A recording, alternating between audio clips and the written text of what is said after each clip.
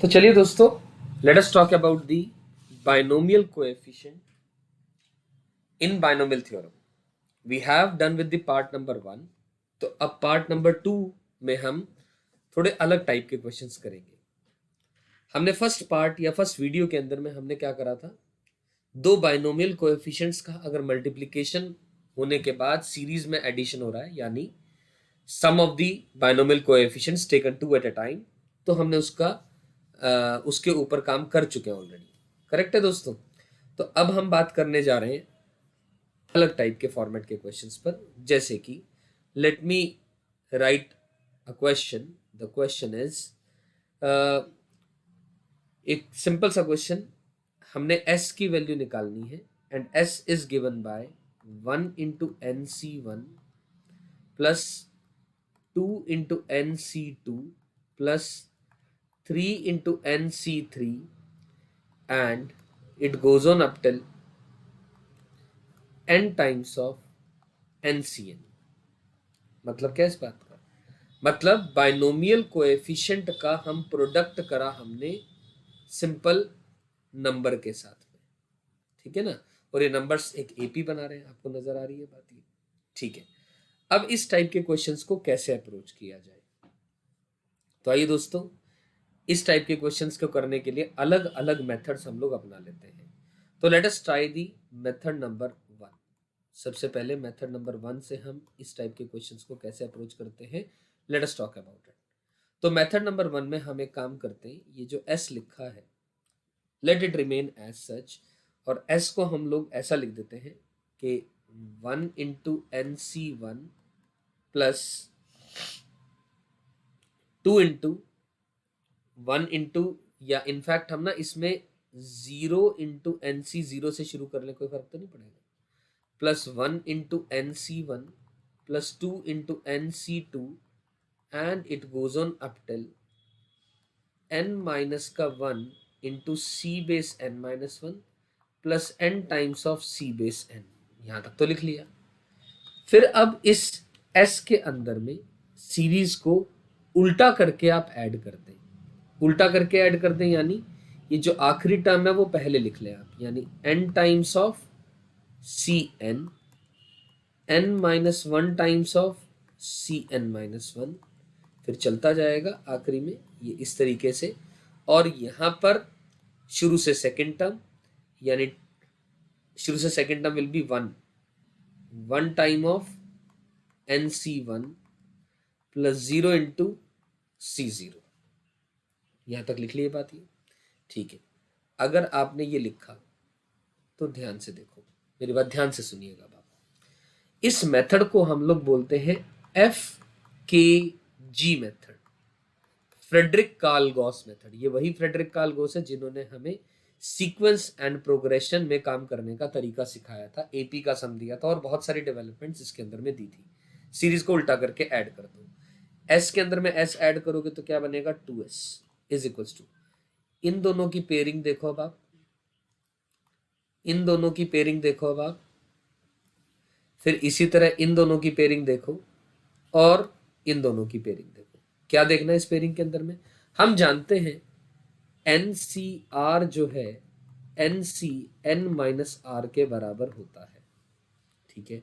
तो this can be written as C zero, तो यानी 0 प्लस एन करेंगे तो n आ जाएगा ये, यानी एन सी जीरो प्लस, अब ध्यान से देखिए इसको मैं C1 लिख सकता हूँ, इसको C1 लिखा जा सकता है। n माइनस का 1 के अंदर में 1 ऐड करोगे तो n आएगा, तो इसीलिए मैंने सब में से n कॉमन ले लिया और अंदर बनेगा C0 plus C1 plus C2 and it goes on up till C base n minus one plus का Cn तक ये सारा पहुंच जाएगा।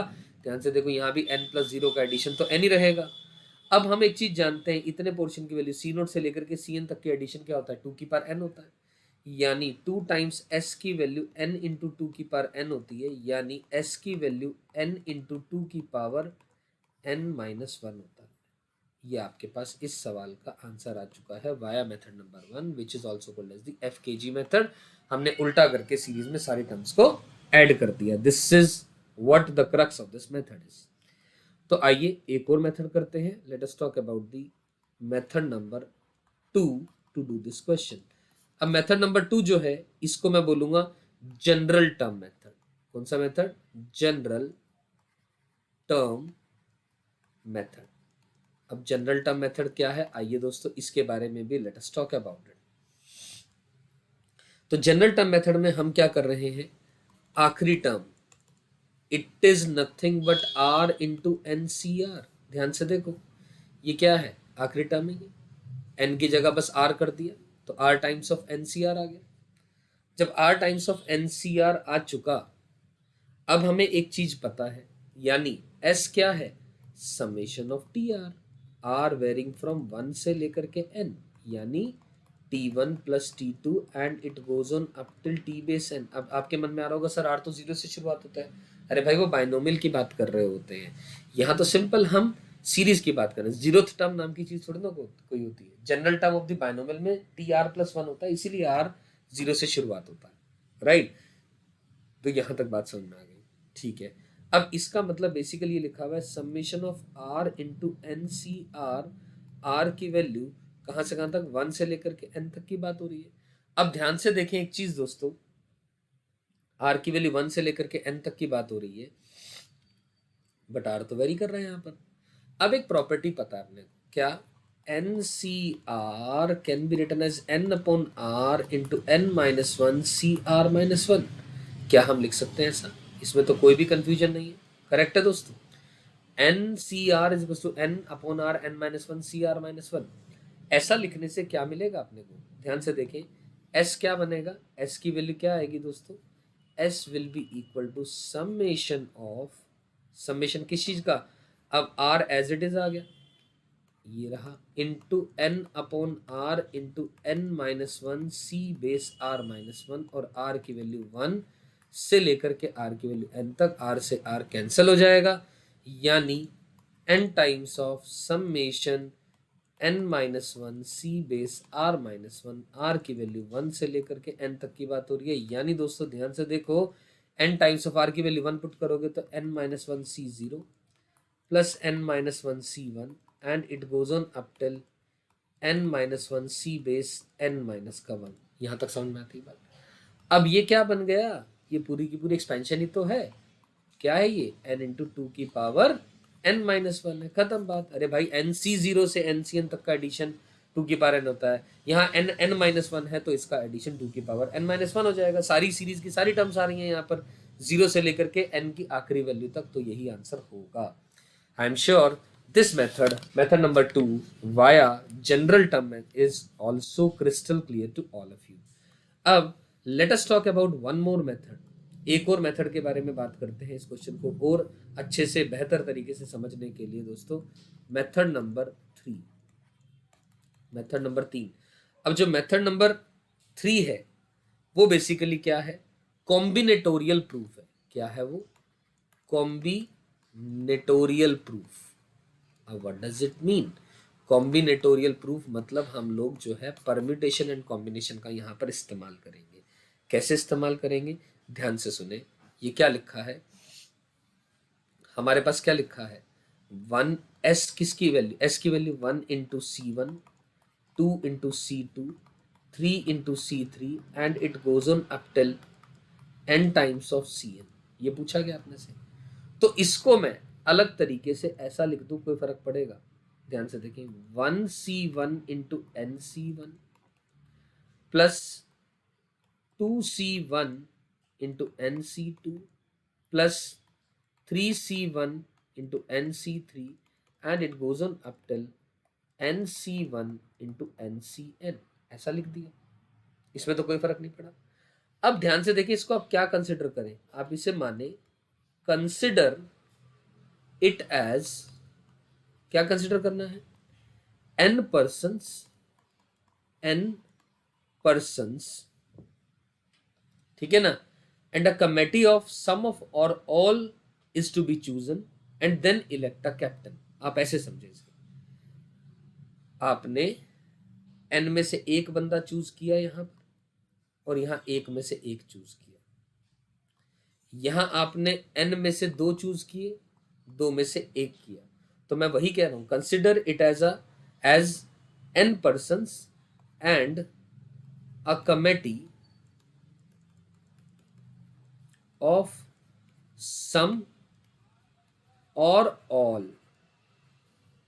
is to be chosen and then elect a captain कह लो, monitor कह लो, whatever you want to say। मेरी बात समझ में आ रही है? नहीं। देखो, मैं इसको ऐसा कहूंगा कि आप ऐसे समझे कि मैंने कहा n पर्सन्स हैं और एक कमेटी है, ऑफ सम और all is to be chosen and then elect a captain. यानी नंबर ऑफ कमिटीज कितनी होंगी? आप अपने आप सोच के देखें। नंबर ऑफ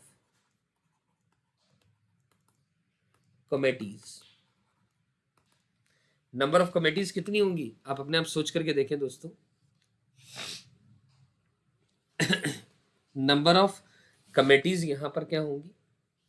NC1 इंटू 2 की पावर n-1। ऐसा क्यों? आराम से समझो। n में से एक सेलेक्ट किया, आउट ऑफ n, मतलब मैं लिख रहा हूं out of n one captain is selected. एक हो गया, ठीक है। अब रिमेनिंग कितने लोग रह गए? n-1। रिमेनिंग कितने हैं? n-1। उन सब पे क्या है? 2 ऑप्शन है। हर बंदे पे 2 ऑप्शन है, या तो टीम में आएगा या नहीं आएगा। तो हर n-1 पर्सन पे ऐसी ऑप्शन है, तो 2 कितनी बार मल्टीप्लाई होगा? n-1। तो इसीलिए n में से एक बंदा चूज करने का NC1 तरीका, इनटू हर बंदे पे 2 ऑप्शन, रिमेनिंग n-1 पर्सन पर, तो NC1 इंटू 2 की पावर n-1। ये हमने वैल्यू निकाल ली। और ये भी तो यही चीज है, क्या? ध्यान से देखिए, मैंने क्या लिखा है? n पर्सन्स हैं और एक कमेटी बनानी है, कुछ की या ज्यादा की, and then elect a captain, ठीक है ना? और एक कैप्टन इलेक्ट करना है। आपने क्या करा भैया? n में से एक बंदा सेलेक्ट किया तो एक ही कैप्टन होगा। अब n में से 2 बंदे सेलेक्ट करे और उन 2 में से एक कप्तान चूज कर लिया। n में से 3 बंदे चूज करे और इन 3 में से एक कैप्टन चूज कर लिया, ठीक है ना? और यहां पर हमने पहले कर लिया, इन n में से पहले कैप्टन चूज कर लिया, और बचे कुछ लोगों के पास, हर बंदे के पास 2 ऑप्शन है, 2 की पावर n-1 आ गया। तो एक बात इस तरीके से कहा जा सकता है, this is the combinatorial proof to understand the value of this. तो आंसर आ जाएगा NC1 इंटू 2 की पावर n-1। राइट दोस्तों? इसी तरीके से एक और मेथड नंबर 4 है, यूजिंग डिफरेंशिएशन। आपको सारे मेथड पता होने चाहिए, because they will be surely beneficial to you, right? अब डिफरेंशिएशन से कैसे करें हम इस सवाल को? ध्यान से सुने। हमें पता है 1 प्लस एक्स होल की पावर n क्या है? C0 x power 0 plus C1x plus C2 x square and it goes on up till C base n x की पावर n। सही, ऐसा लिख दिया। अब हमें तो r इंटू CR का समेशन चाहिए, मतलब यहां इसमें देखें तो C base R into X power R available है, वो R आगे चाहिए, तो हमने दोनों तरफ डिफरेंशिएट कर दिया। क्यों? x पावर n का जो डेरिवेटिव होता है वो होता है n इंटू एक्स की पावर n-1, यानी ये वाली चीज आगे आ जाती है। तो दोनों तरफ डिफरेंशिएट कर दो। आप क्या कर दो? दोनों तरफ डिफरेंशिएट कर दो with respect to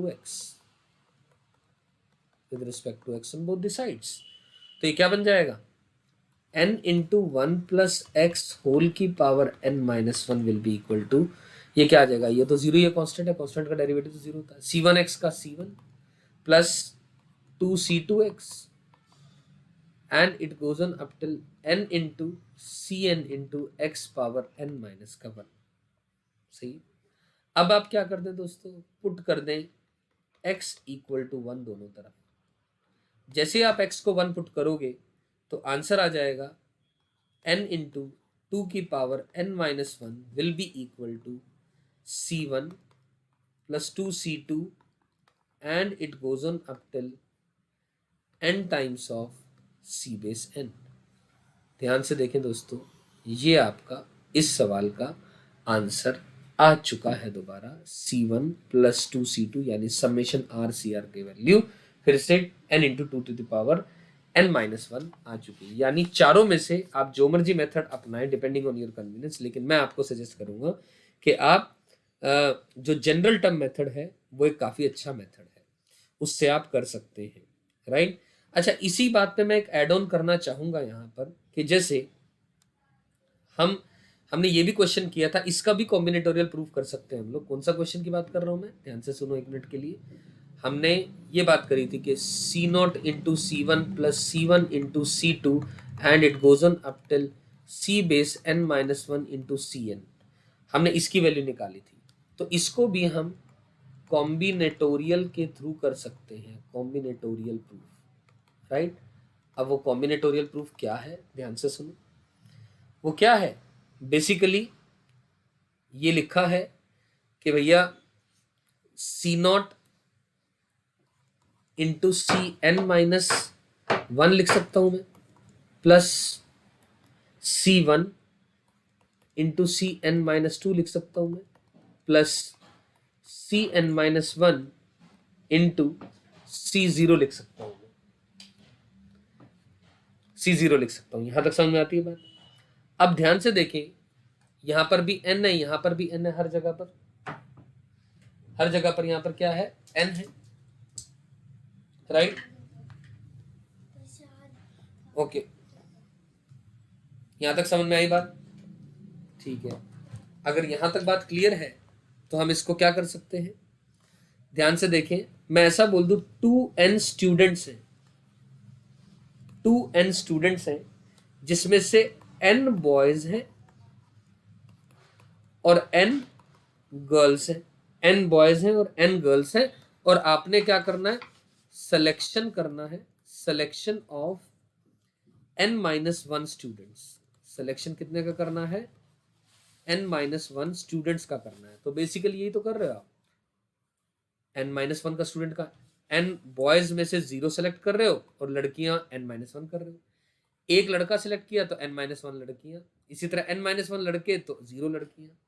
तो इसको हम डायरेक्टली ऐसा लिख सकते हैं, यहां पर क्या बन जाएगा, मतलब 2n में से n माइनस का 1 बच्चे आपने सेलेक्ट करने हैं, बात खत्म हो गई। तो यहां से हम ये कॉम्बिनेटोरियल प्रूफ से भी ये वाला क्वेश्चन कर सकते हैं, या फिर एक मेथड आपको वीडियो नंबर 1 के अंदर में ऑलरेडी बताया हुआ है, उससे भी कर सकते हैं। Depending on your convenience you may adopt any method you want to. Right. Moving on further, अब अगर हम बात करें आगे तो ध्यान से देखें,